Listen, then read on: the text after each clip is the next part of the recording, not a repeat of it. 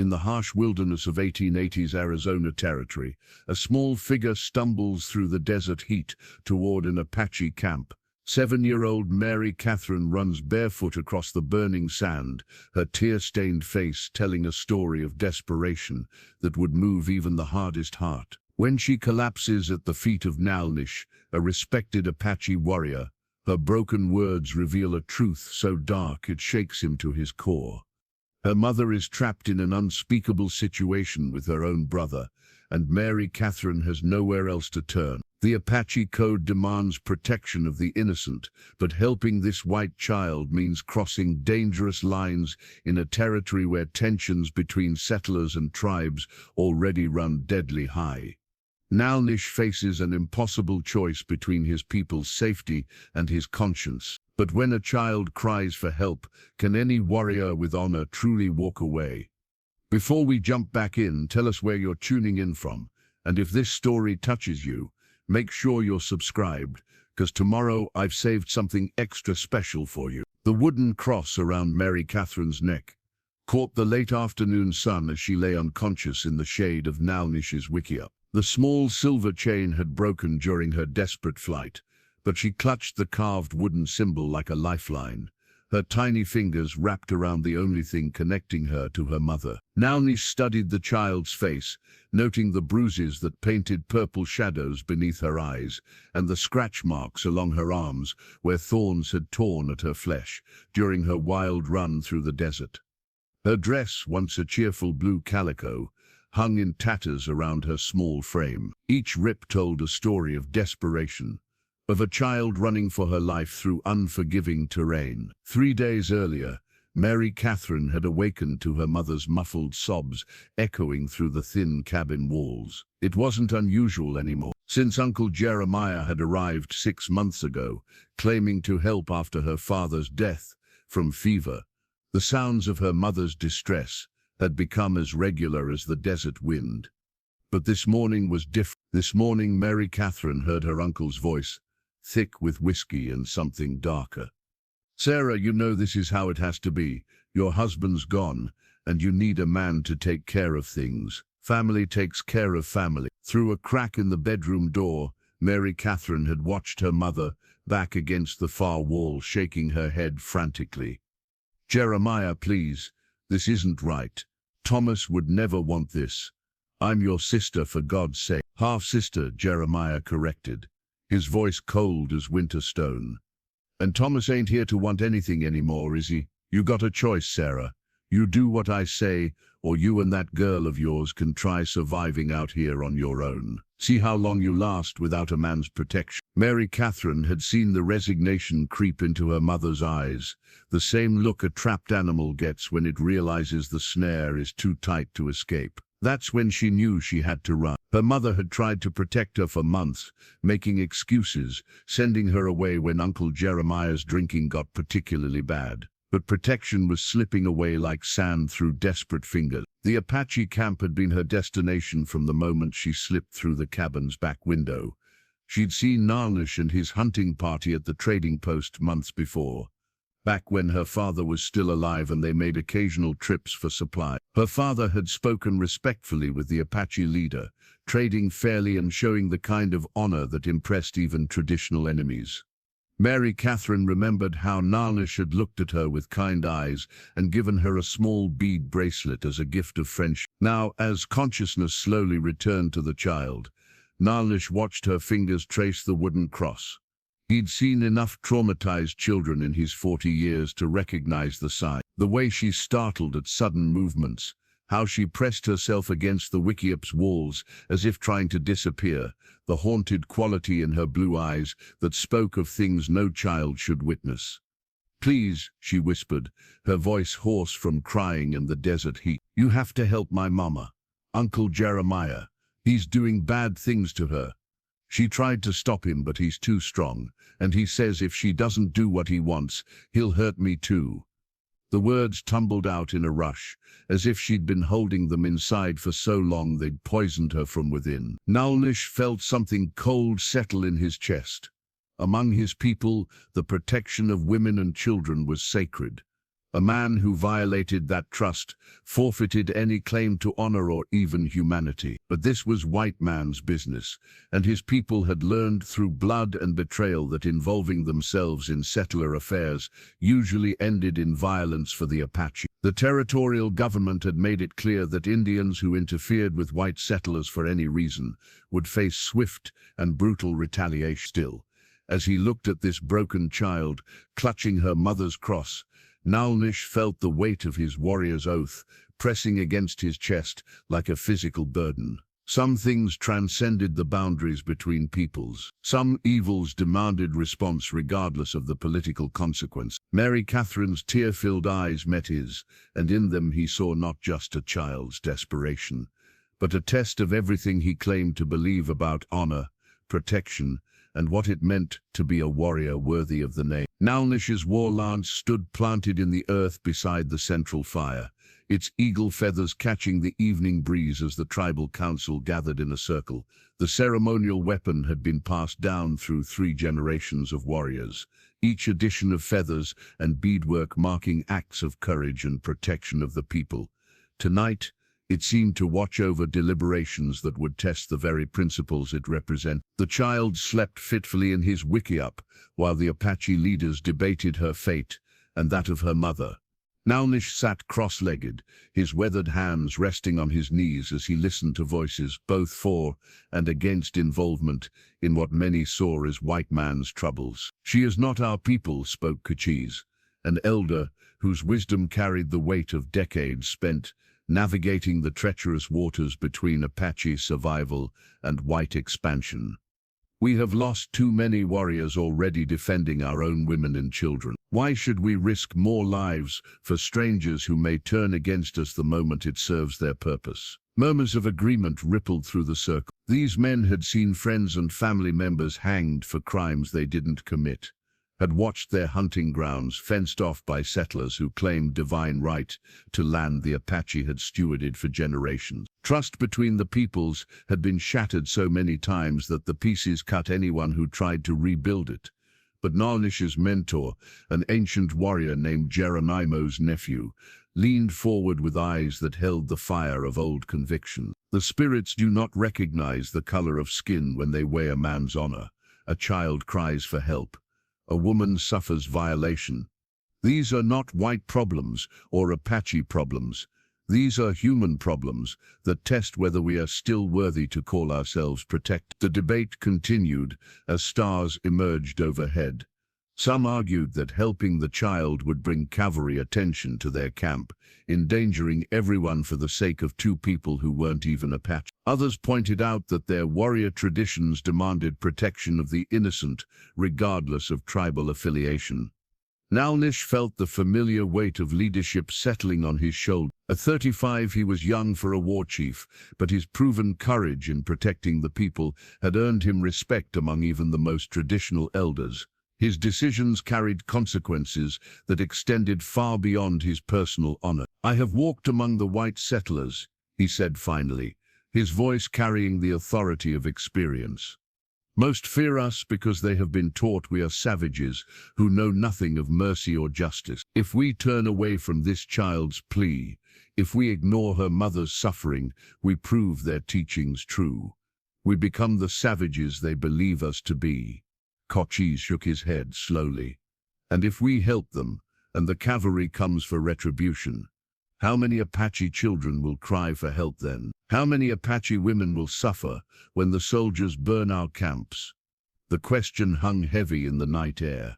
Naalnish understood the fear behind it. Just 2 years earlier, a band of Apache who had helped recover stolen cattle for a rancher were accused of theft themselves when the rancher decided he didn't want to pay the promised reward. The entire band was massacred by territorial militia, including women and children who had never lifted a weapon against anyone. But as Naalnish's gaze fell on his war lance, he remembered the words of his grandfather, spoken on the day the ceremonial weapon was passed to him.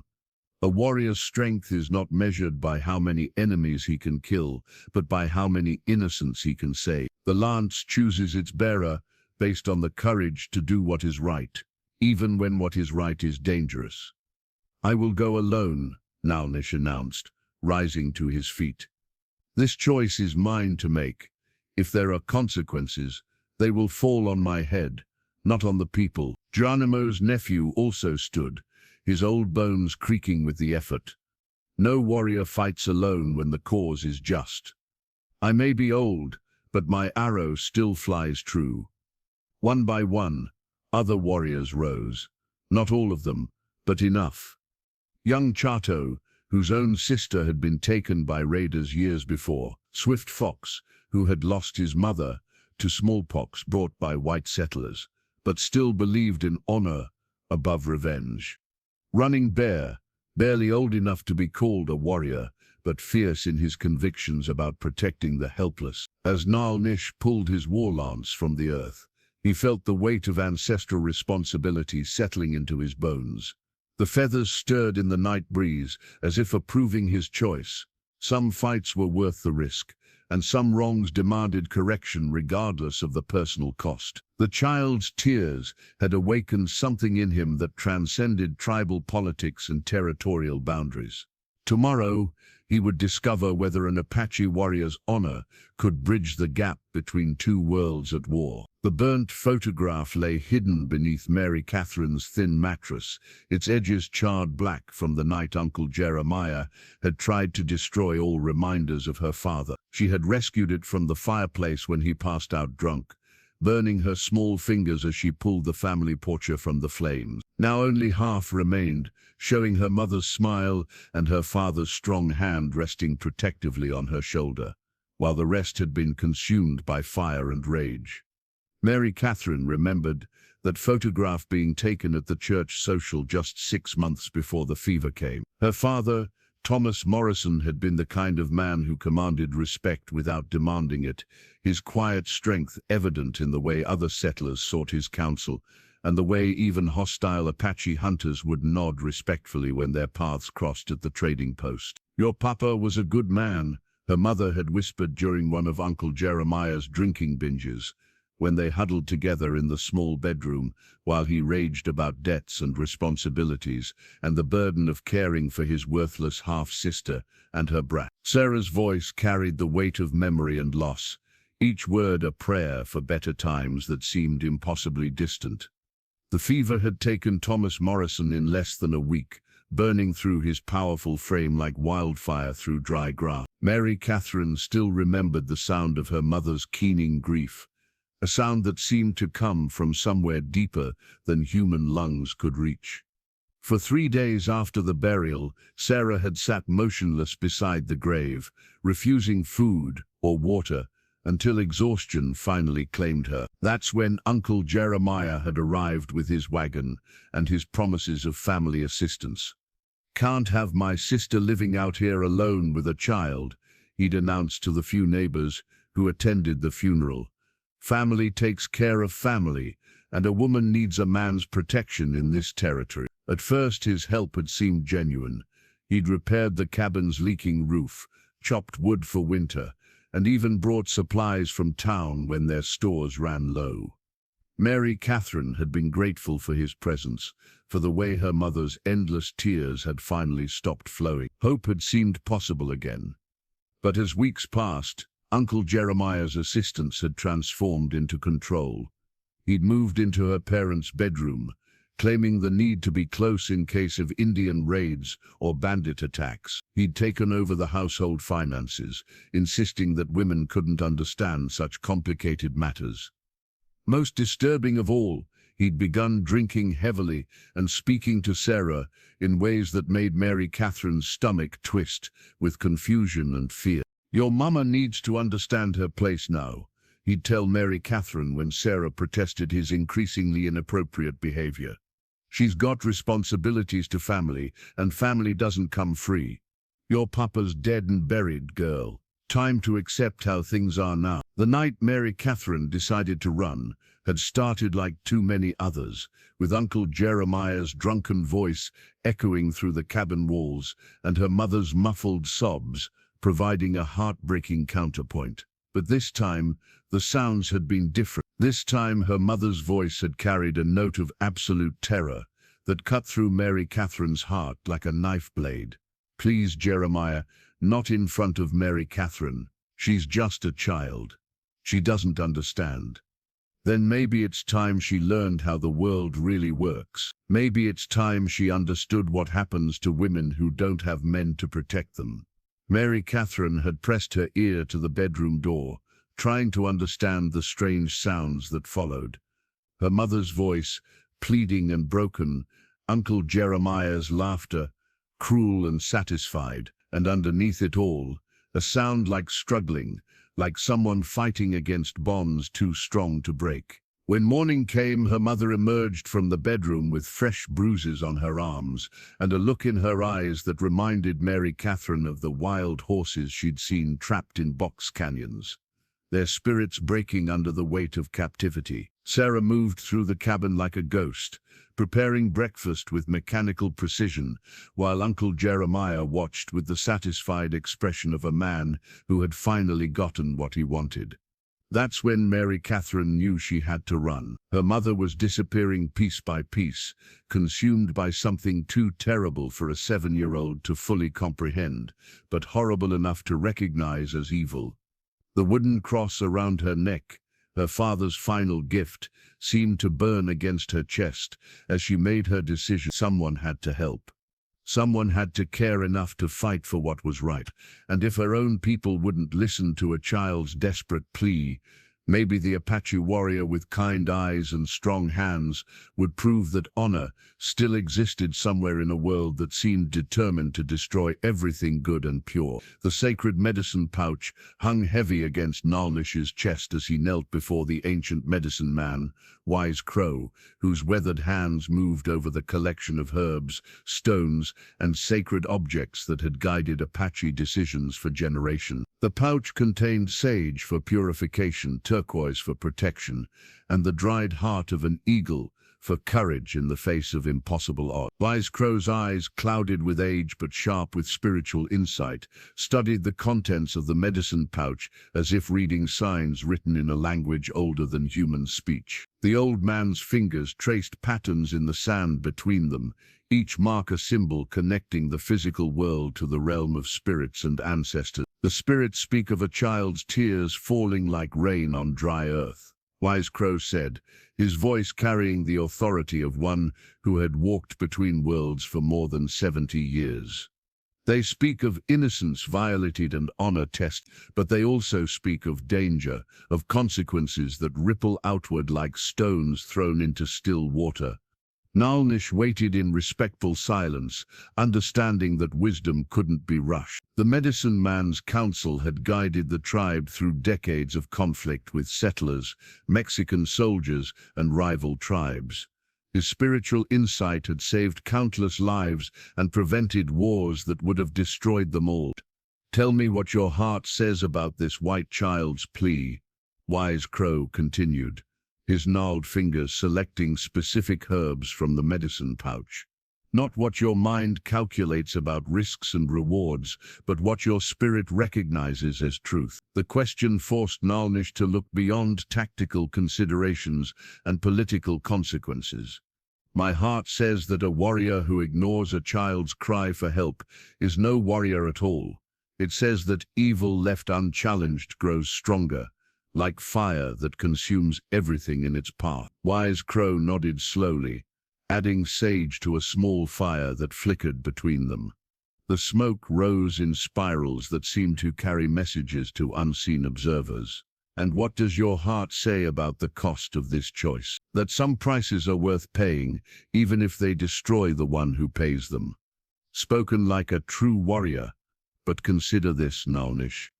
Your death in service of these white strangers would accomplish nothing if it brings the cavalry down on our people. Sometimes the greatest courage lies in choosing a path that preserves many lives rather than saving few." The medicine man's words carried the weight of hard-earned wisdom. Naalnish had seen what happened when Apache warriors acted without considering broader consequences. Entire bands had been wiped out in retaliation for individual acts of justice or revenge. But as Wise Crow continued to burn sacred herbs, the smoke seemed to form shapes that spoke to something deeper than political calculation. Images flickered in the gray wisps, a child's face streaked with tears, a woman's hands bound with invisible chains, a warrior's lance pointed toward an uncertain horizon. "The spirits show me something troubling," Wise Crow said, his voice dropping to a whisper. "This evil you seek to confront is not new. It has roots that run deep, connections that spread like poison through the white settlements. The man who violates his own sister is capable of violating anyone, including our people." Naalnish felt a chill that had nothing to do with the evening air. "What are you saying?" "I am saying that sometimes fighting evil serves our people's interests even when it appears to endanger them. The white man who would abuse his own family will not hesitate to abuse Apache women and children if the opportunity arises." The medicine man selected a piece of turquoise from the sacred pouch, holding it up to catch the firelight. The stone's blue-green surface seemed to pulse with inner light, reflecting possibilities and promises like water reflecting sky. "This stone protects against evil spirits," Wise Crow explained. "But protection requires action, not just intention. The spirits who guard our purpose do not work through passive men who wait for evil to find them. They work through warriors who seek out darkness and drive it back before it can spread." Naalnish accepted the turquoise stone, feeling its smooth surface warm against his palm. The medicine man's blessing carried more weight than any tribal council's approval, connecting his choice to spiritual forces that transcended human politics. "Go with the spirit's blessing," Wise Crow said, returning the remaining contents to the sacred pouch. "But go with wisdom as well as courage. Evil is cunning and will try to turn your strength against you. Trust in your training, trust in your ancestors, and trust in the righteousness of protecting innocence." As Naalnish rose to leave, the old medicine man spoke one final warning. "Remember that saving others sometimes requires sacrificing parts of yourself. Be prepared to pay whatever price the spirits demand, but do not pay more than necessary. Our people need you to return." Mary Catherine's small hands trembled as she used a sharp stone to scratch lines into a piece of bark, creating a crude but accurate map of her uncle's cabin and the surrounding terrain. Each mark told a story of desperate observation, of a child forced to memorize escape routes and hiding places in what should have been her safe haven. "The big room is here," she whispered to Naalnish, pointing to a rectangular shape at the center of her drawing. "That's where he keeps his rifle and his whiskey bottles. Mama has to cook there, and he watches her all the time. She can't even go to the privy without him following."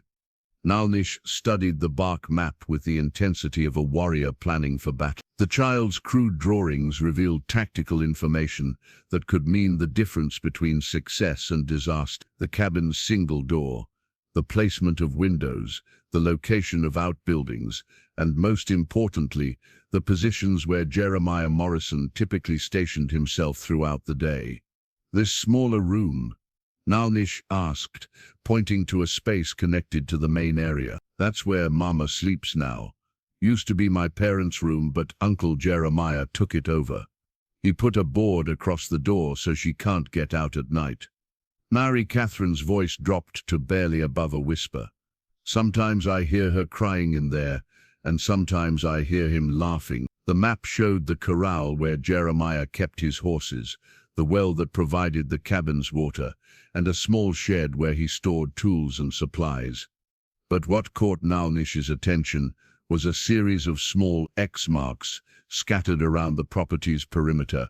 "What are these?" he asked, touching the mysterious symbols. "Traps," Mary Catherine replied, her young face grave with knowledge no child should possess.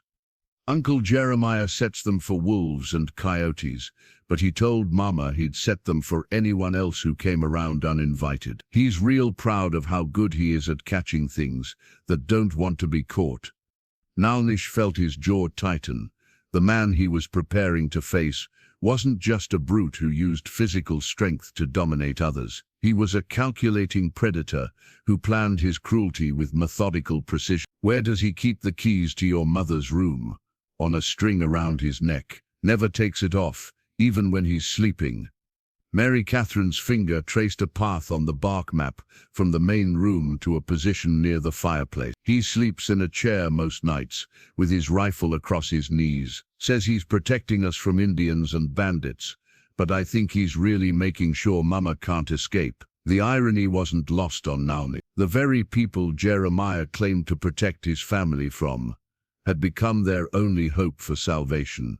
But the tactical picture Mary Catherine painted was daunting. A well-armed, paranoid man who controlled every aspect of his environment and had prepared for potential threats. Is there another way into the cabin? Besides the front door, Mary Catherine pointed to a small mark on the back wall of her drawing. There's a window in the kitchen, but it sticks real bad. Mama tried to open it once when Uncle Jeremiah was in town, but she couldn't get it unstuck before he came back. He beat her for trying. And your mother's condition? Is she injured? Sick? The child's face crumpled slightly, and Naalnish saw the weight of terrible knowledge in her young eyes. She doesn't eat much anymore. Says she's not hungry, but I think she's just scared of what he puts in the food sometimes. Makes her sleepy and confused. And she's got a baby growing in her belly now. The revelation hit Naalnish like a physical blow. A pregnant woman, trapped and abused by her own brother, too weak to flee and too controlled to resist. The level of evil he was confronting suddenly became even more clear and urgent. How long until the baby comes? Mama says maybe 2 months, but she cries every time she talks about it. Says it's not right, what Uncle Jeremiah did to make the baby happen. Naalnish carefully folded the bark map and secured it inside his shirt. The intelligence Mary Catherine had provided was invaluable, but it also revealed the full scope of the challenge ahead. He wasn't just rescuing a captive woman, he was saving an unborn child and confronting a man whose depravity seemed to have no limits. As he prepared to scout the cabin's location, Naalnish understood that this mission would test every skill he'd developed as a warrior. Success would require patience, cunning, and perfect timing. Failure would likely mean death for everyone involved, including the innocent child who had trusted him with her desperate plea for help. The branding iron lay cooling beside the fire, its metal surface still glowing faintly red in the dim dim of the cabin's main room. Jeremiah Morrison examined the fresh brand on the hind quarter of a steer he'd claimed as payment for protecting a neighboring rancher's cattle from Apache raids. The fact that no Apache had threatened the cattle was irrelevant. Fear was a currency that traded well in Arizona territory, and Jeremiah had become an expert at collecting what fear owed him. At 42, Jeremiah Morrison had perfected the art of taking what he wanted while maintaining the appearance of respectability. To his few neighbors, he was a hard-working man who'd stepped up to care for his widowed half-sister and her child. To the territorial authorities, he was a reliable source of information about Apache movements and a steady voice supporting increased military presence in the region. But in the privacy of his isolated cabin, Jeremiah was something else entirely. Here, behind walls that muffled screams and shuttered windows that blocked prying eyes, he was a man who had discovered that absolute power over other human beings was the only thing that truly satisfied the hunger that had driven him since childhood. "Sarah," he called toward the locked bedroom door, his voice carrying the false sweetness that always preceded his worst demands. "Come out here and see what your brother's accomplished today. Got us another head of cattle to add to our growing herd." The silence from behind the door pleased him. He'd trained her well over the past months, taught her that resistance only brought worse punishment and that cooperation might earn her small mercies. The locked door was necessary now, not just to prevent escape, but to maintain the illusion of his own self-control. Sometimes he needed barriers between himself and the things he wanted most. Jeremiah had chosen this location carefully when he decided to claim guardianship of his half-sister. The cabin sat 5 miles from the nearest neighbor, surrounded by terrain that would challenge even experienced riders. The isolation served multiple purposes. It prevented Sarah's cries from reaching unwanted ears, it discouraged casual visitors, and it gave him absolute control over information flowing in and out of his domain. The cattle operation provided perfect cover for his real business. Neighbors saw a man building a legitimate ranch while caring for family members. They didn't see the systematic breaking of a woman's spirit or the careful cultivation of fear that kept a child silent about things she was too young to understand. Jeremiah had learned early in life that people saw what they wanted to see, and most folks wanted to see responsible men taking care of helpless women. His military service in the war between the states had taught him valuable lessons about controlling conquered populations. You didn't need massive force if you applied pressure at exactly the right points. You didn't need to destroy everything if you destroyed just enough to make resistance seem hopeless. Most importantly, you could maintain order indefinitely if you convinced your subjects that cooperation was their idea rather than your demand. Sarah had fought him at first, of course.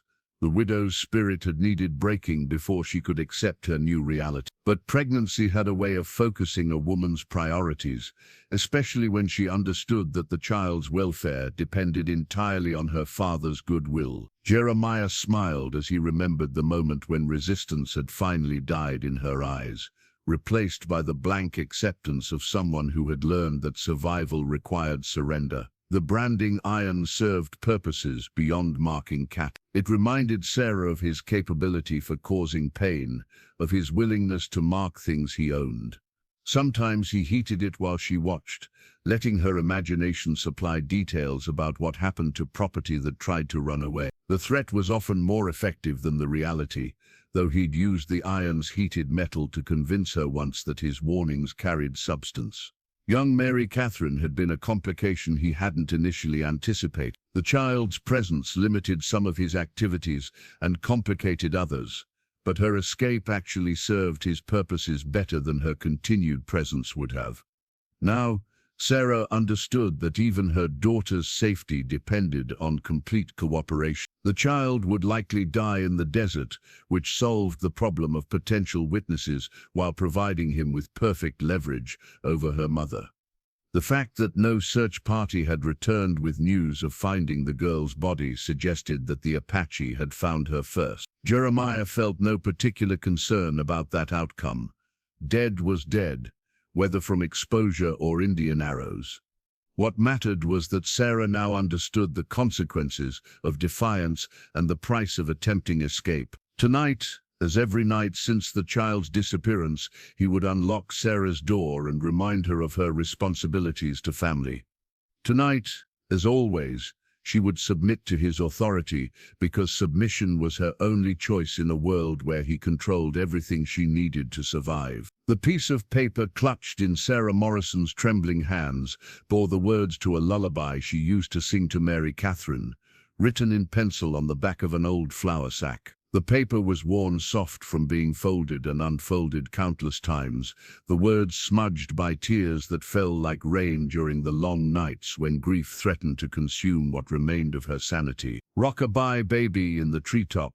When the wind blows, the cradle will rock," she whispered into the darkness of her locked room, her voice barely audible even to herself. The familiar melody had become both comfort and torture, a reminder of the daughter she'd failed to protect, and the child she now carried, whose father was a monster. Sarah's hands moved unconsciously to her swollen belly, feeling the movement of life that should have brought joy but instead filled her with a combination of love and revulsion that threatened to tear her apart. 6 months pregnant with Jeremiah's child, trapped in a nightmare that seemed to have no ending, she clung to the lullaby like a lifeline connecting her to the woman she used to be. Before Thomas died, before Jeremiah arrived with his false promises of protection, before the world collapsed into this endless cycle of violation and despair, she had been Sarah Morrison, beloved wife and devoted mother. She had sung that lullaby while rocking Mary Catherine to sleep, her voice full of hope for all the tomorrows they would share together.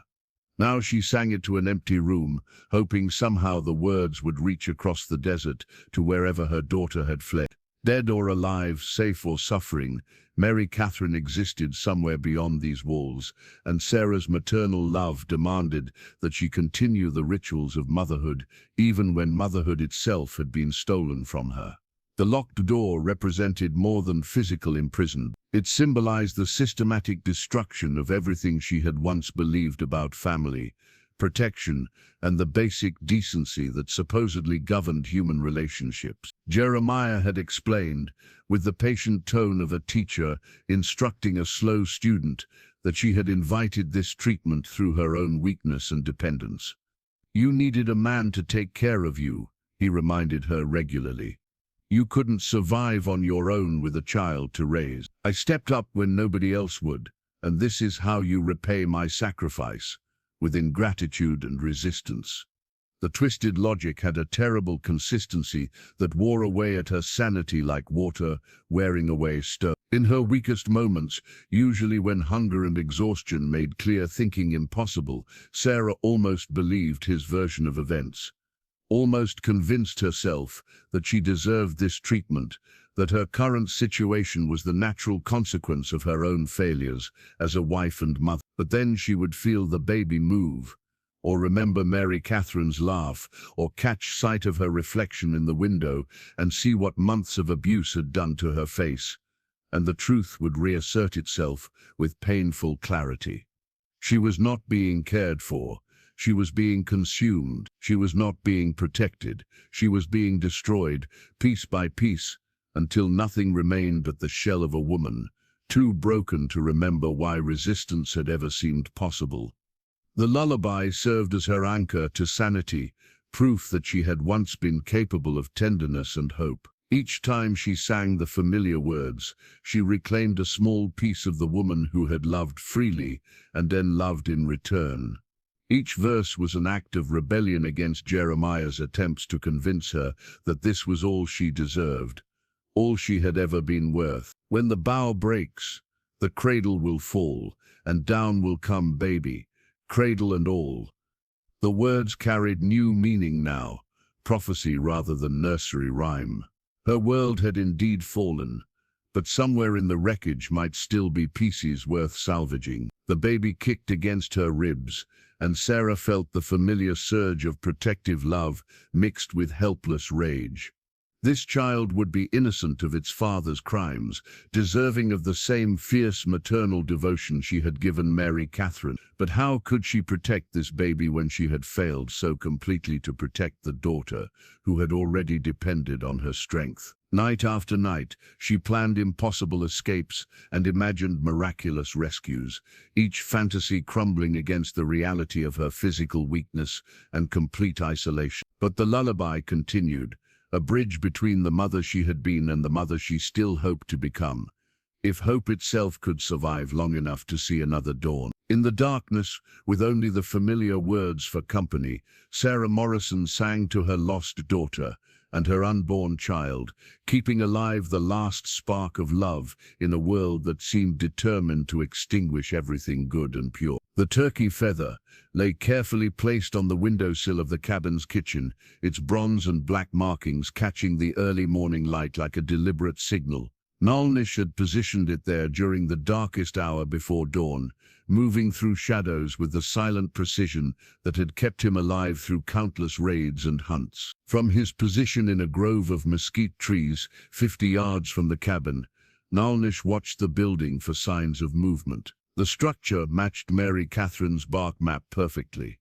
A simple log construction with a stone chimney, a single door facing east, and windows that had been boarded up except for narrow slits that allowed minimal light while preventing observation from outside. The isolation was even more complete than the child had described.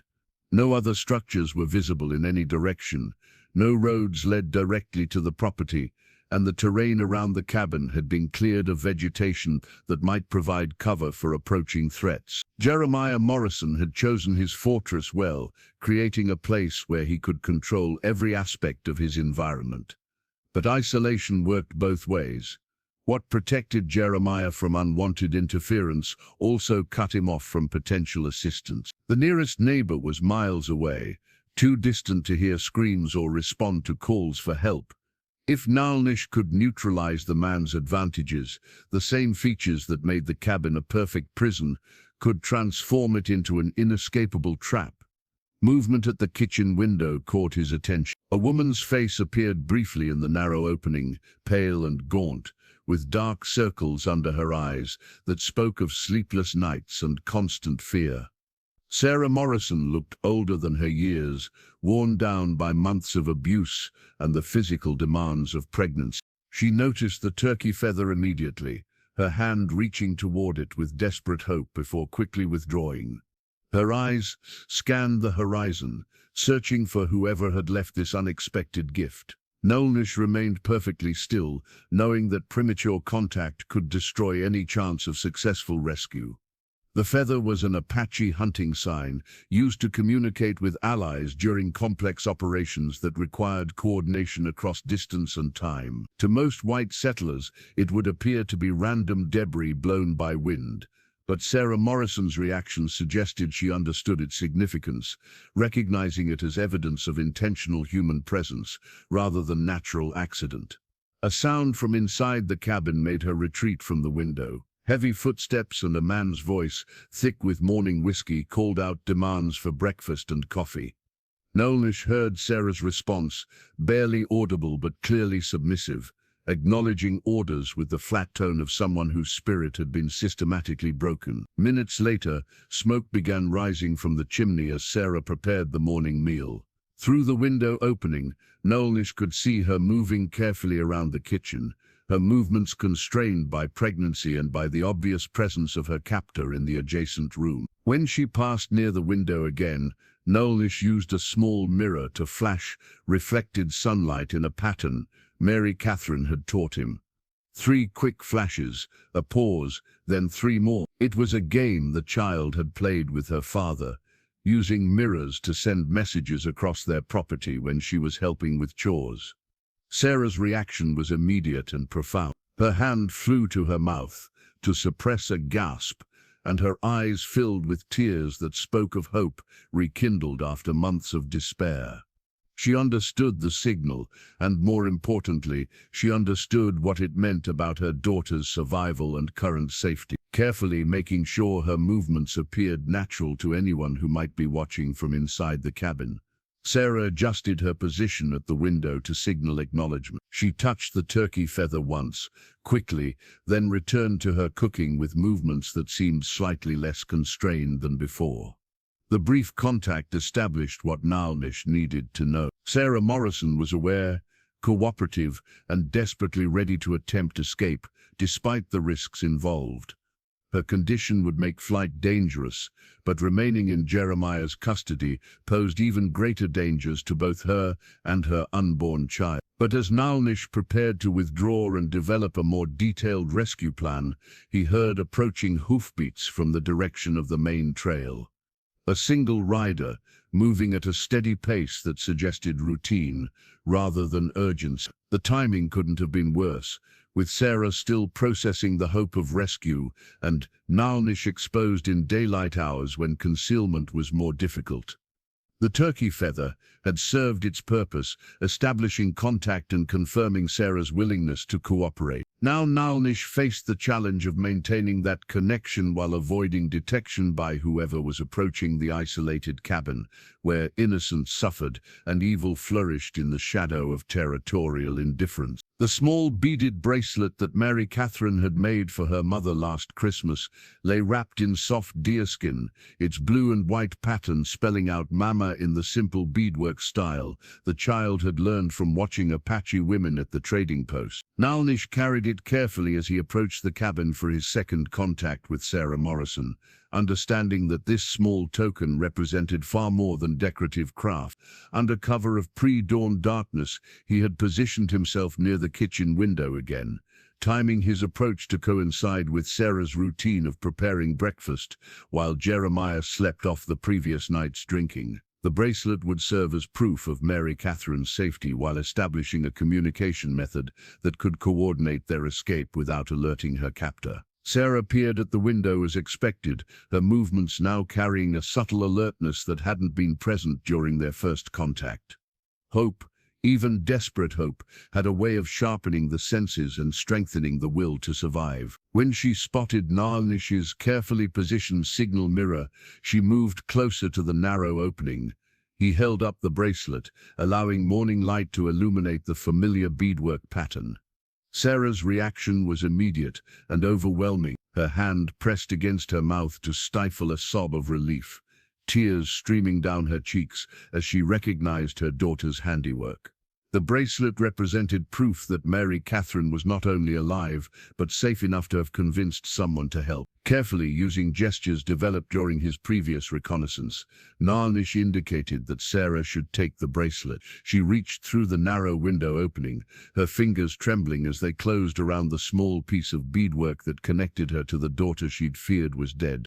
For several moments she simply held the bracelet against her chest, her shoulders shaking with silent sobs that mixed grief and relief in equal measure. Naalnish waited patiently, understanding that this reunion, even by proxy, represented the first good thing that had happened to Sarah Morrison in months. When she finally composed herself, Sarah looked directly at Naalnish with eyes that held gratitude, determination, and desperate trust. She nodded once, firmly, indicating her readiness to cooperate with whatever rescue plan he might propose. The bracelet had transformed her from a broken victim into a mother, with something worth fighting for. Using the simple hand signals he'd developed, Naalnish indicated questions about Jeremiah's routine, the location of weapons, and the timing of opportunities for escape. Sarah responded with subtle gestures, pointing toward the main room where her captor slept, holding up fingers to indicate timing, and miming actions that described his daily patterns. The intelligence she provided painted a picture of a man whose paranoia had created both strengths and weaknesses in his security arrangements. Jeremiah never left the property without securing Sarah in her locked room, but his drinking created predictable periods of vulnerabilities.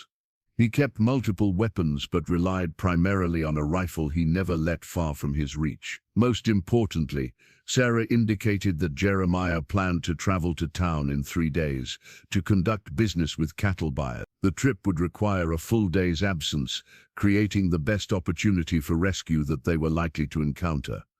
As they communicated, Naalnish noticed subtle changes in Sarah's posture and expression. The bracelet seemed to have awakened something that months of abuse had nearly destroyed.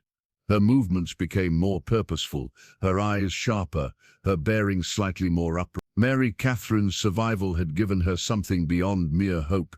It had given her a reason to believe that escape was worth the risks involved. When sounds from inside the cabin indicated that Jeremiah was beginning to stir, Sarah quickly concealed the bracelet beneath her dress and stepped away from the window. But before returning to her cooking, she caught Naalnish's attention and pressed her hand against her swollen belly, then held up 3 fingers. The message was clear: 3 days until the rescue attempt, and time was running short for both her and her unborn child. Naalnish acknowledged her signal and began his careful withdrawal from the cabin's vicinity. The bracelet had accomplished more than he'd hoped, not only proving Mary Catherine's safety, but rekindling Sarah's will to fight for her freedom. What had been a rescue mission to save a helpless victim had transformed into a collaboration with a desperate but determined woman who understood that her children's futures depended on her courage in the next 72 hours. As he melted back into the desert landscape, Naalnish felt the weight of responsibility settling more heavily on his shoulders. Sarah Morrison was no longer just trusting him with her life. She was trusting him with her faith that mothers and children could be reunited despite the evil that sought to keep them apart forever. Jeremiah Morrison's hunting rifle gleamed with fresh oil as he checked its action, one final time before settling into his chair by the fireplace. The weapon, a lever-action Winchester that had served him well during his military service, represented both practical tool and psychological weapon in his campaign to maintain absolute control over his isolated domain. The morning had started poorly for Jeremiah. with his usual hangover compounded by a nagging sense that something in his carefully ordered world had shifted without his permission. Sarah seemed different somehow, less broken than she'd been in recent weeks. Her movements carried a subtle energy that reminded him uncomfortably of the woman she'd been before he'd taught her the cost of resistance. "Sarah," he called toward the kitchen, his voice carrying the edge that always preceded his worst moods. "Come here. I want to talk to you." She appeared in the doorway with the submissive posture he'd trained into her, but Jeremiah's experienced eye caught details that troubled him. Her color was better than it had been lately, her breathing less labored despite her advanced pregnancy. Most disturbing of all, she met his gaze directly, instead of keeping her eyes downcast in the manner he'd demanded. "You seem mighty cheerful this morning," he observed, setting the rifle across his knees in a gesture that had become automatic whenever he sensed potential defiance. "Something happened to improve your mood?" "No, Jeremiah, just feeling a little better today. The baby's been moving a lot, making me think about the future." The mention of the unborn child pleased him, as it always did. The pregnancy represented the ultimate proof of his dominance, evidence that Sarah belonged to him completely regardless of her personal feelings about their arrangement. But her mention of the future carried implications that made his hand tighten on the rifle's stock. "What kind of future you thinking about, sister? Because I thought we'd settled all that months ago."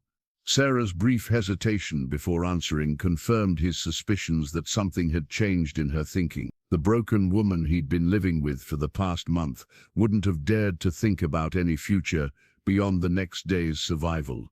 This Sarah, however subtly different, was remembering that alternatives to submission might still exist. "I was just thinking about the baby, wondering what kind of life it would have out here. Whether it might be better to be closer to town, where there'd be other children to play with. Maybe a school to attend eventually." Jeremiah's laugh carried no humor, only the cold amusement of a man who enjoyed crushing hope. "You think I'd let you take my child away from me? You think there's anywhere in this territory you could go that I wouldn't find you?" He stood up, keeping the rifle in his hands as he moved closer to where Sarah waited, with the patience of someone who had learned that running only made punishment worse. The conversation was following a familiar pattern, but something in her demeanor suggested that this time might be different. "I've been thinking maybe it's time I took a trip to town anyway," he continued, watching her reaction carefully. "Been too long since I checked on what folks are saying about Apache activity in the area. Might be some business opportunities developing that require my attention." The slight tension in Sarah's shoulders told him everything he needed to know. She was hoping for his absence, probably planning some desperate attempt at escape, while he was gone. The realization filled him with a mixture of anger and anticipation. Breaking her spirit again would provide entertainment for the long winter months ahead. "Course, I'd have to make sure you stayed put while I was gone," he added, enjoying the way hope died in her eyes. "Can't have my pregnant sister wandering around the desert while I'm not here to protect her. Might lock you in your room with enough food and water to last until I get back." He moved close enough to touch her face with the rifle's barrel, letting the cold metal rest against her cheek as a reminder of the consequences that awaited any attempt at resistance. The gesture had never failed to reduce her to trembling submission, but this morning she endured it with a steadiness that troubled him. "You got something you want to tell me, Sarah? Some reason you're acting different today?" "No, Jeremiah, nothing's changed." But they both knew she was lying, and they both knew he would discover the truth eventually. The question was whether her newfound defiance would crumble under pressure the way it always had before, or whether some external factor had given her strength he hadn't previously encountered. Jeremiah smiled as he returned to his chair, already planning the methods he'd use to break whatever spirit had begun growing in his captive sister. Some lessons, he'd learned, required regular reinforcement to maintain their effectiveness. The kitchen knife lay hidden beneath Sarah's mattress, its sharp blade wrapped in cloth torn from her petticoat to prevent accidental cuts during the desperate hours she'd spent planning how to use it. She had taken the weapon from Jeremiah's collection while he was passed out drunk 2 nights ago, understanding that her window for escape was closing and that she might need to fight for her freedom when the time came. The weight of the knife against her leg as she moved around the cabin provided a strange comfort, a reminder that she wasn't entirely helpless, despite months of conditioning designed to convince her otherwise. For the first time since Jeremiah's arrival, Sarah Morrison felt like she possessed the means to influence her own fate, rather than simply endure whatever cruelty he chose to inflict. But the knife also represented a terrible decision that grew more pressing with each passing hour. Could she use it against Jeremiah if escape proved impossible? Could she turn the blade against herself and her unborn child, rather than continue living as his captive? The questions haunted her during the long nights, when his drunken snores provided the only sound in a cabin that had become her prison. The bracelet from Mary Catherine had changed everything, proving that her daughter lived and that someone cared enough about their situation to risk helping them. Hope was a dangerous thing for someone in Sarah's position, capable of inspiring courage that could lead to freedom or foolishness that could result in death. But hope was also the only thing that made continued existence bearable. Jeremiah's announcement about his planned trip to town had confirmed what Naalnish's signals had suggested. The rescue attempt would happen in the next day or two, when her captor's absence created the best opportunity for escape. But Jeremiah's suspicious behavior suggested that he suspected something, that Des' improved mood and subtle changes in demeanor had alerted his predatory instincts. "Sarah," his voice called from the main room, carrying the tone that always preceded his worst demands.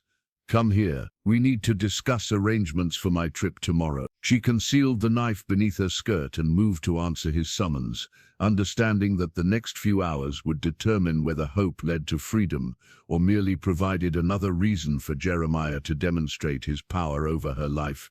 He was cleaning his rifle again, a ritual that had become more frequent as his paranoia increased.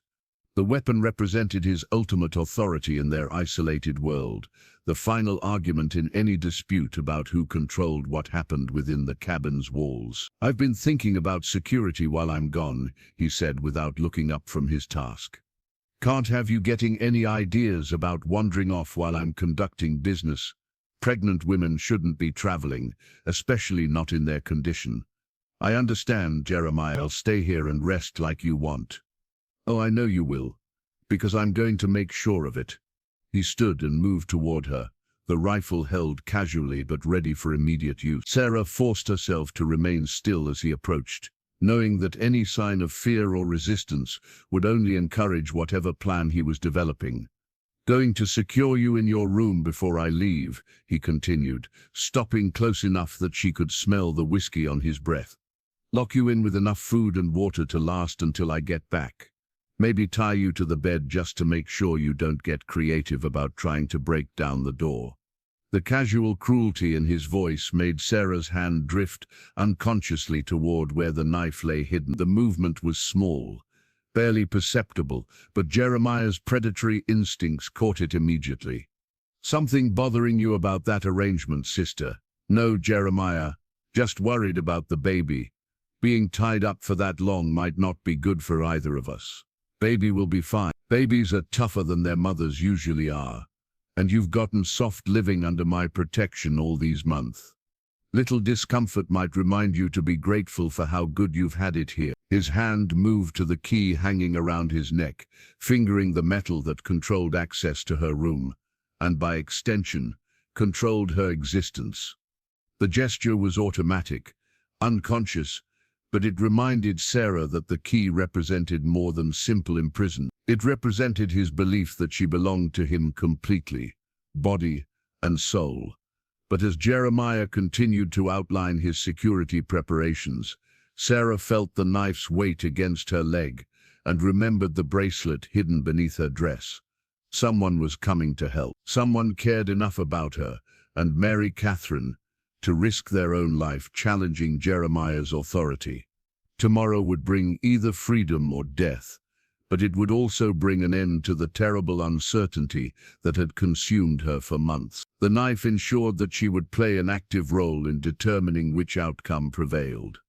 The cavalry saber hung on the wall above Jeremiah's chair, its polished steel blade reflecting the firelight like a mirror of violence and military authority. The weapon was his most prized possession, carried through 3 years of war and countless skirmishes with Apache warriors who had dared to resist the march of civilization across their ancestral lands. Jeremiah had drawn the saber the moment he heard movement outside the cabin, his military instincts overriding the whiskey that clouded his thoughts. Something was wrong with the night sounds, with the way the wind moved through the desert scrub, with the subtle displacement of shadows that spoke of human presence, where no human should be. "Sarah," he hissed toward the kitchen where his captive sister was cleaning the evening dishes. "Get away from that window and get in your room. Lock the door and don't come out until I tell you." But Sarah didn't move toward her prison. Instead, she turned to face him with an expression he hadn't seen since the early days of his occupation, when she'd still believed resistance was possible. In her hand, the kitchen knife caught the lamplight, its blade no longer hidden beneath fabric, but held openly, deliberately, as a declaration of intent. "I'm not going back in that room, Jeremiah. Not tonight. Not ever again." The transformation in her voice was as shocking as the weapon in her hand.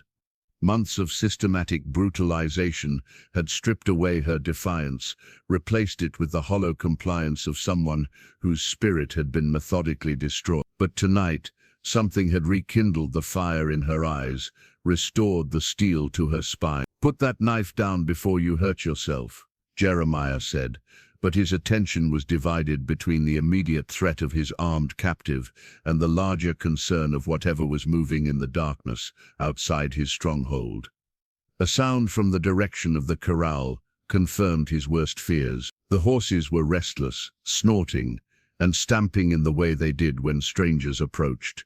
But no stranger should know the location of his isolated cabin, and no stranger should be bold enough to approach during the dangerous hours when Apache war parties traditionally struck. "Who's out there, Sarah? What have you done?" "I sent for help. Real help. From people who understand that some things are worth fighting for." The admission that she had somehow communicated with outside forces sent rage shooting through Jeremiah's whiskey-clouded brain. The careful isolation he'd maintained, the security arrangements that kept his activities hidden from unwanted observation, the systematic intimidation that had prevented resistance, all of it had been compromised by the woman he'd been systematically breaking for months. "You stupid bitch," he snarled, raising the saber to striking position. "You think some Apache savages are going to save you? You think they care about what happens to white women and children?" But before he could advance on Sarah, the cabin's single door exploded inward with a force that sent splinters flying across the room. Naalnish appeared in the opening like a figure from Apache legend, his powerful frame silhouetted against the star-filled sky, his face painted with the traditional markings of a warrior on a mission of justice. Jeremiah spun toward this new threat, the saber cutting through the air in a practiced arc that would have decapitated a less experienced opponent. But Naalnish moved with the fluid grace of someone who had survived countless battles, ducking beneath the blade while his own knife sought the white man's exposed ribs. The two men crashed together in the center of the cabin, military training meeting Apache warfare in a collision of opposing worlds and incompatible codes of honor. Jeremiah's size and reach gave him initial advantage, but Naalnish's speed and experience in close combat quickly turned the tide. They fought with the desperate intensity of men who understood that only one would leave the cabin alive. Jeremiah's saber whistled through the air in killing strokes that would have ended the fight instantly if they'd connected, while Naalnish's knife work was precise and economical, seeking vital targets while avoiding his opponent's more powerful but less accurate attacks. Sarah pressed herself against the kitchen wall, the forgotten knife still in her hand, watching two different concepts of masculinity and power struggle for dominance in the space that had been her prison for months. The Apache warrior fought to protect innocence and uphold honor, while her captor fought to maintain the authority that allowed him to victimize the helpless. As the battle raged, Sarah realized that her moment of choice had arrived. The hidden knife, the desperate courage, the hope that rescue might still be possible, all of it converged into a single instant when she could influence the outcome of the struggle that would determine her future and that of her children. Naalnish's blood-stained headband, torn during the fierce struggle with Jeremiah Morrison, hung loosely around his forehead as he pressed his hand against a deep gash in his shoulder. The sacred cloth, woven by his grandmother and blessed by tribal elders, had been cut by the cavalry saber's edge, but continued to bind his long hair in the traditional manner of Apache warriors engaged in righteous combat. The fight had lasted only minutes, but those minutes had contained the concentrated violence of a lifetime's worth of conflict between two irreconcilable worldviews. Jeremiah's military training and superior size had been overcome by Naalnish's speed,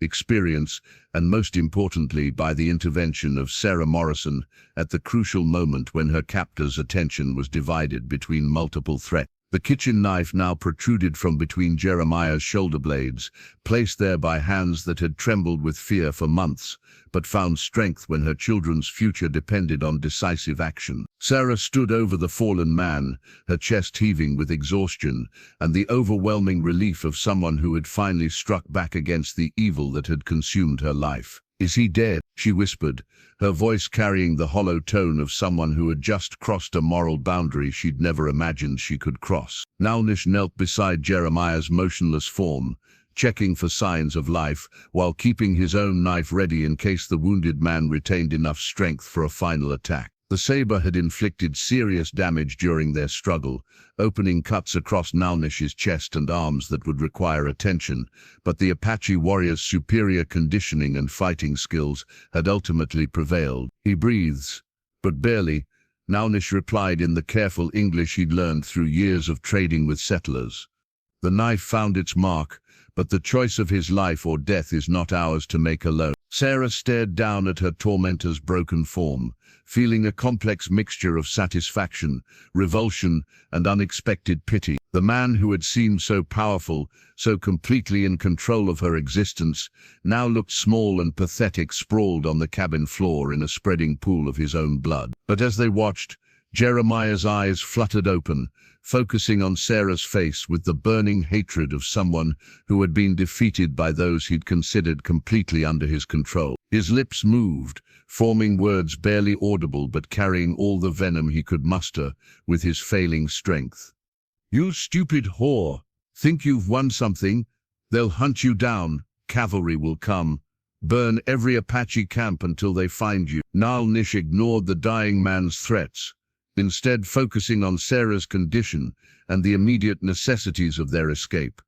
The confrontation had lasted longer than planned, and dawn was approaching with the increased visibility that would make their departure more dangerous.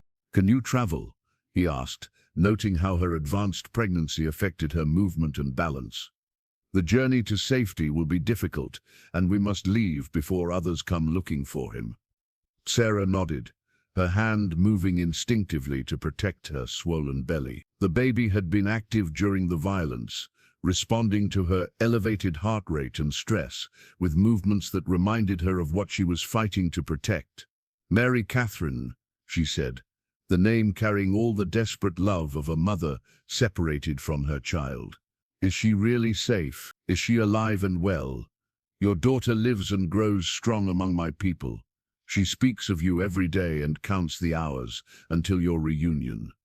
But first, we must ensure that reunion is possible." As Naalnish gathered supplies for their journey, Sarah took one last look around the cabin that had been her prison for months. The broken furniture, the blood-stained floor, the locked door that would never again confine her against her will.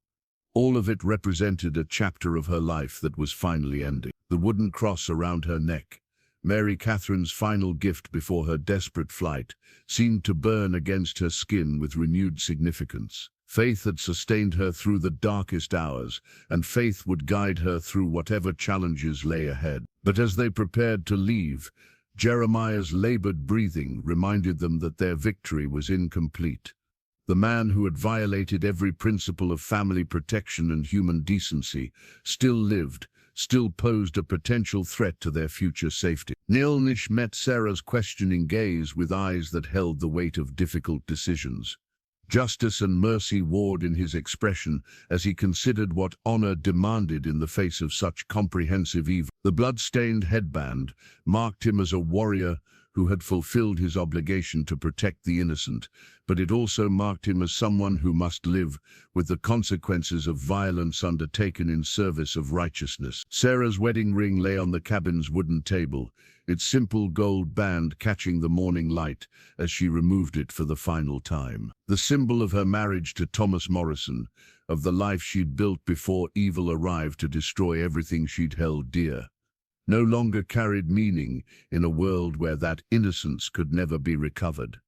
The ring represented more than just her relationship with her deceased husband. It represented the woman she'd been before Jeremiah's arrival, before months of systematic abuse had transformed her from beloved wife and devoted mother into a broken captive fighting for survival. Leaving it behind was both practical necessity and symbolic rebirth. We cannot carry anything that might identify us to those who pursue, Naalnish explained as he helped Sarah gather only the most essential supplies for their escape.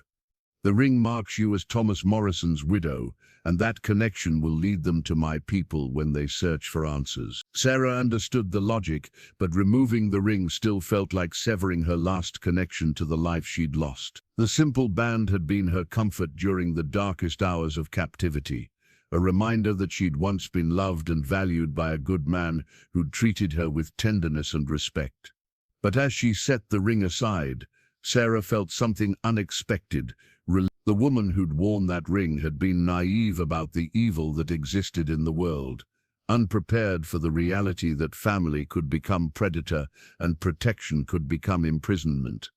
The woman walking away from this cabin would carry hard-won wisdom about survival and the price of freedom. Behind them, Jeremiah Morrison lay unconscious but breathing, his fate now a matter for territorial authorities to determine. The knife wound Sarah had inflicted would likely prove fatal without medical attention, but they couldn't risk the time required to ensure his death or the moral burden of executing a helpless man regardless of his crimes.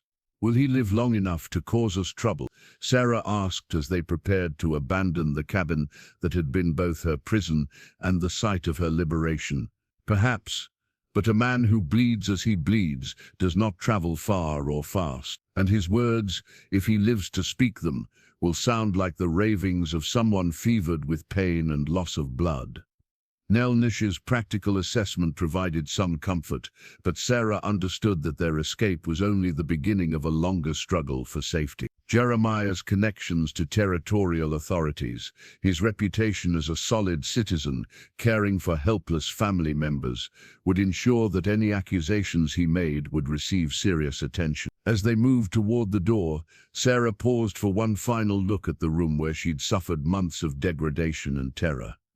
The broken furniture, stained floor, and scattered possessions told a story of violence and violation that would puzzle whoever eventually discovered the scene. But the story wouldn't include her voice or her version of events. The woman who'd endured Jeremiah's cruelty was walking away, taking with her the knowledge of his crimes, but leaving behind the evidence of her victimization. Let others wonder what had happened in this isolated cabin. Let them speculate about missing persons and unexplained violence. Sarah Morrison was disappearing, leaving behind only questions and a wedding ring that had once symbolized hope, but now represented a naivety that could never be recovered. The morning air felt different as they stepped outside, cleaner somehow, as if the cabin's walls had contained more than just physical imprisonment.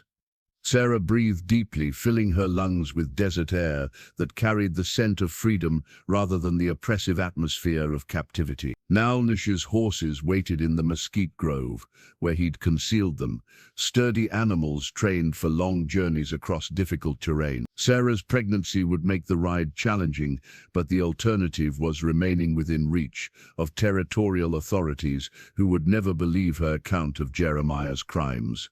As Naalnish helped her mount, Sarah felt the baby move restlessly within her swollen belly. The child would be born among the Apache, raised in a culture that valued protection of women and children above personal convenience or family politics. Perhaps that was justice of a sort, that a child conceived in violation would be raised according to principles that made such violation unthinkable. The wedding ring grew smaller in the distance as they rode away from the cabin, eventually disappearing entirely as they crested a ridge that put the sight of her captivity behind them forever.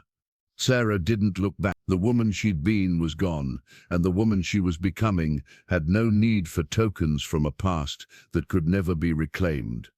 Ahead lay uncertainty, danger, and the challenge of building a new life from the wreckage of the old. But also ahead lay Mary Catherine, alive and waiting, proof that some things survived even when everything else was destroyed. The Apache healing herbs filled the wiki up with their pungent, cleansing aroma as the tribal medicine woman, Gentle Rain, prepared poultices for Sarah's physical wounds and spiritual remedies for the deeper injuries that couldn't be seen or easily mended. The collection of sacred plants represented generations of knowledge about healing both body and spirit, wisdom passed down through women who understood that some traumas required more than simple medicine to cure. Mary Catherine knelt beside her mother's resting place, her small hands carefully arranging wildflowers she'd gathered from the desert floor. The reunion had been everything Sarah had dreamed of during the darkest hours of her captivity, but it had also revealed how much both mother and daughter had changed during their separation. "Mama, you're going to be safe now," Mary Catherine whispered, her voice carrying a maturity that hadn't existed before her desperate flight across the desert. "Naalnish promised me that nobody would ever hurt you again, and Apache promises are stronger than white man promises." Sarah touched her daughter's face with trembling fingers, marveling at the resilience that had allowed this child to not only survive among strangers, but to thrive in ways that might not have been possible in their previous life. Mary Catherine spoke Apache words mixed with English, moved with the quiet confidence of someone who'd learned to read desert signs and weather patterns, and most remarkably, showed no fear of the people who'd been described to her as savage enemies. "Tell me about your time here," Sarah requested, needing to understand how her daughter had adapted to circumstances that would have broken many adults. "Tell me how they treated you, what you learned, how you became so brave." Mary Catherine's account revealed a community that had embraced her, not as burden or curiosity, but as a child deserving protection and education regardless of her race or origin. She'd learned to identify edible plants, to track animals, to read weather signs in cloud formations and wind patterns. More importantly, she'd learned that strength came from community cooperation rather than individual dominance. "The Apache way is to protect children and mothers," Mary Catherine explained, with the serious tone of someone repeating important lessons. "Naalnish says that any man who hurts women or children isn't really a man at all, just a sick animal that needs to be stopped before it hurts more people." The philosophy represented a stark contrast to the world Sarah had known, where women's safety often depended on the goodwill of men who might withdraw their protection if it became inconvenient. Here, protection seemed to be considered a fundamental responsibility rather than a favor that could be revoked. Gentle Rain approached with a cup of bitter tea brewed from healing herbs, her weathered face kind but serious as she explained the medicine's purpose, through gestures and the few English words she'd learned from trading encounters. "Drink," she said simply. "Heal inside. Baby strong, mother strong." The medicine tasted terrible, but Sarah drank it gratefully, understanding that these women were offering more than temporary shelter. They were providing the kind of unconditional support that she'd never experienced, even in her marriage to Thomas Morrison, loving as that relationship had been.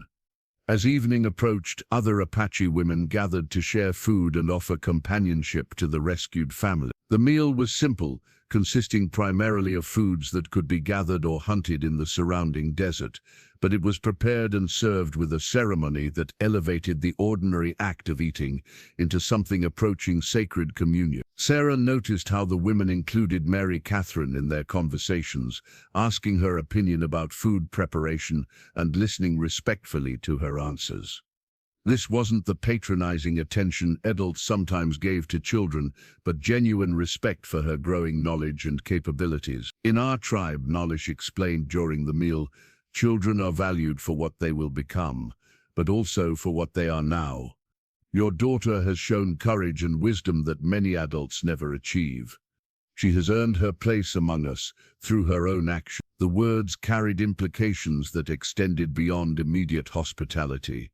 Sarah began to understand that she and Mary Catherine weren't just receiving temporary assistance, they were being offered genuine membership in a community that measured worth through character rather than bloodline. But acceptance carried responsibilities as well as benefits. As she watched her daughter interact easily with Apache children, as she felt the healing herbs working to repair months of physical and spiritual damage, Sarah realized that she was being offered a choice that would determine not just her own future, but the future of both her children. The Apache had risked everything to rescue her from Jeremiah's brutality.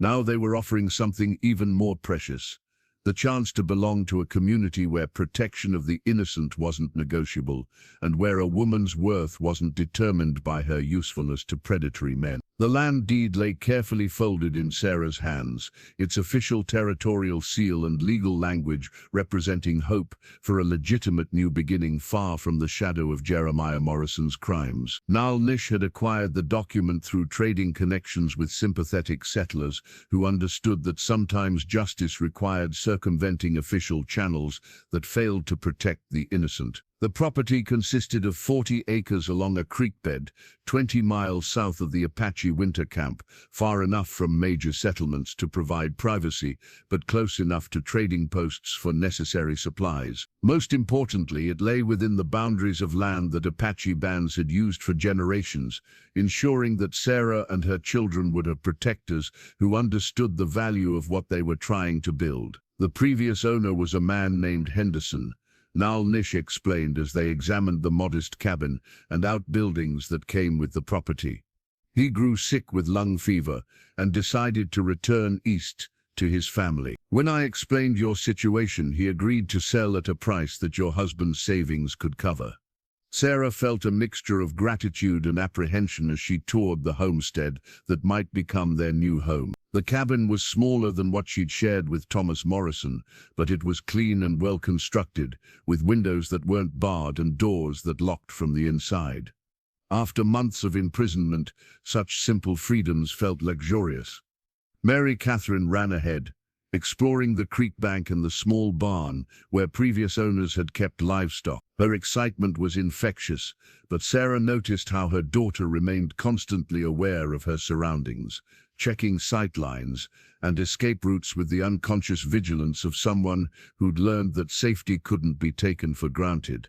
"Would we be safe here?" Sarah asked, voicing the concern that overshadowed all other considerations.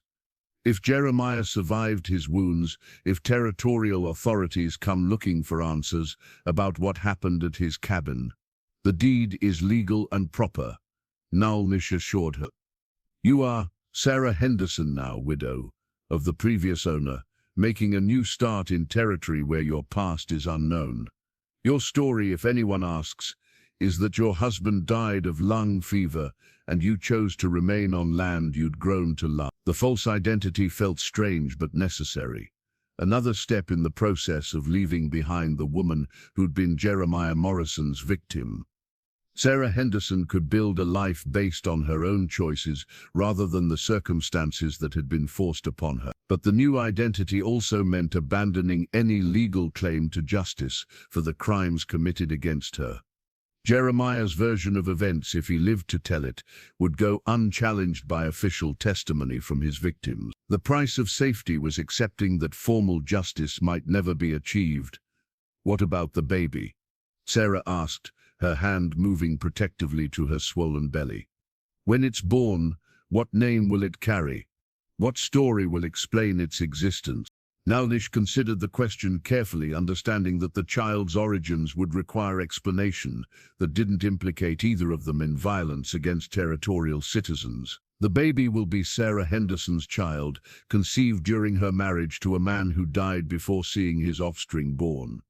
Such tragedies are common in this harsh country." The fabricated history provided practical protection, But Sarah wondered what psychological impact such deception might have on a child who would grow up never knowing the truth about its conception. Perhaps some truths were better left buried, especially when they served no purpose except to inflict pain on innocence. As they explored the property, Naalnish pointed out defensive advantages that wouldn't be obvious to casual observers. The cabin's position provided clear views of approaching visitors. The creek offered reliable water that couldn't be easily cut off by enemies, and the surrounding terrain included numerous hiding places and escape routes. You wouldn't be truly alone here, he added. Apache hunting parties use this area regularly, and they would watch for signs of trouble. Word of any threats would reach our camp quickly, and help would come if needed. The promise of ongoing protection addressed Sarah's greatest fear about attempting to live independent. She'd learned too well how quickly safety could disappear when evil men decided to take what they wanted from women who lacked the strength to resist. But she'd also learned that protection could come from unexpected sources, that honor existed among people she'd been taught to fear, and that survival sometimes required trusting those who offered help without demanding payment in return. The land deed represented more than legal ownership of 40 acres. It represented the possibility that she and her children could build a life based on mutual respect and community support, rather than the dominance and submission that had nearly destroyed them all. The handmade quilt spread across Naalnish's shoulders told a story of gratitude and cultural bridge building through its carefully stitched patterns that combined traditional Apache designs with techniques Sarah had learned from her own mother. She had worked on the gift throughout the winter months, using fabric traded from sympathetic settlers and dyes made from desert plants that gentle rain had taught her to harvest and prepare. 2 years had passed since the rescue from Jeremiah Morrison's cabin, 2 years that had transformed a broken family into something stronger and more resilient than what they'd lost. Sarah's son, born healthy despite the circumstances of his conception, played in the creek while Mary Catherine taught him to identify edible plants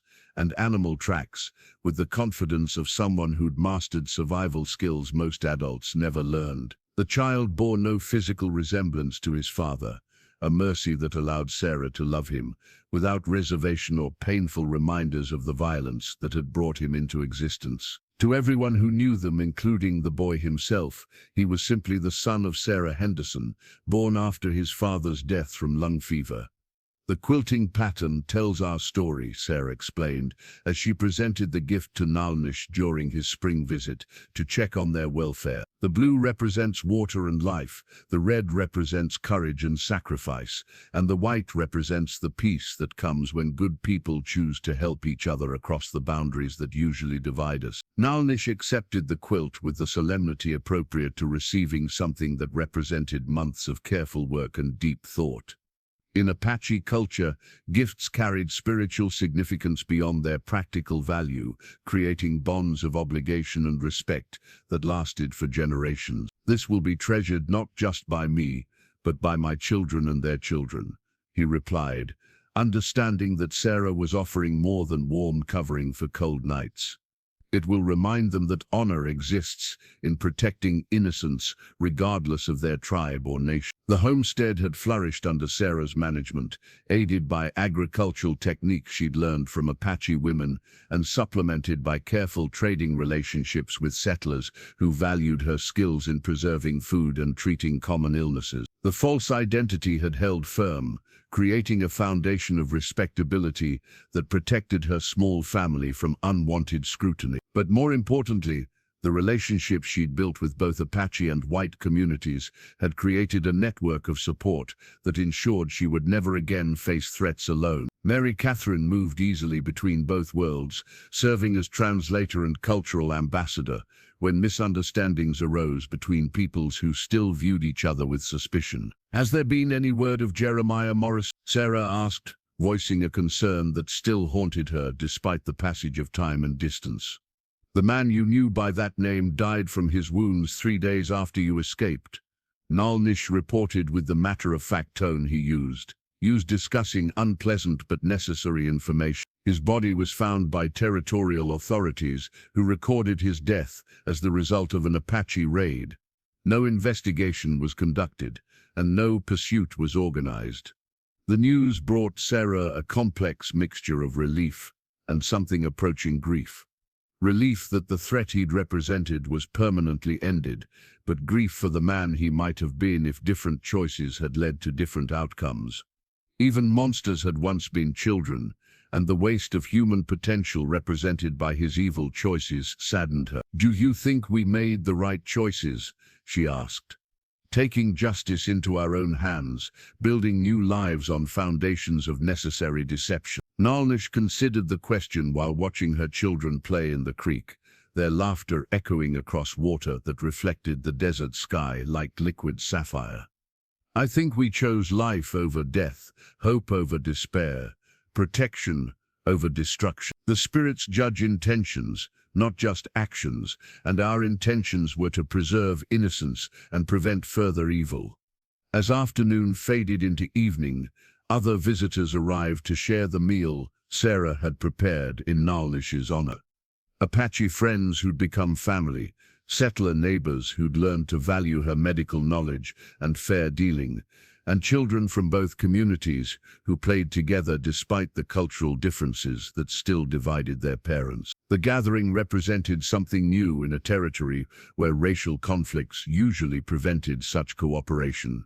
Sarah's homestead had become a neutral ground where different peoples could meet as individuals rather than representatives of hostile groups. The handmade quilt would hang in Naalnish's wickiup as a reminder that courage could bridge any gap, that honor transcended racial boundaries, and that sometimes the greatest victories were measured not in enemies defeated, but in innocence protected and communities healed. Under the vast Arizona sky, as desert stars emerged to light another peaceful night, Sarah Morrison Henderson held her son while watching her daughter demonstrate tracking skills to fascinated playmates. This was justice of the truest kind, not punishment of the guilty, but protection of the innocent, and the building of communities where such protection was sacred duty rather than optional kindness.